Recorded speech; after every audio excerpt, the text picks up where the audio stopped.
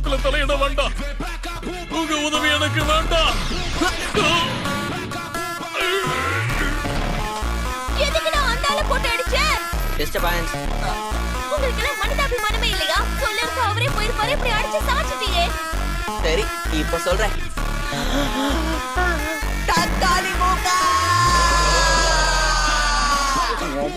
என்ன அசிங்கப்படுத்திக்கிட்டே இருக்கானே. எனக்கு எது வீக்னஸ் அதை வச்சே கலாய்க்கிறான். என்னடா சிரிச்சுக்கிட்டு இருக்கீங்க? வெடிக்க வைக்கடா. கம கமே.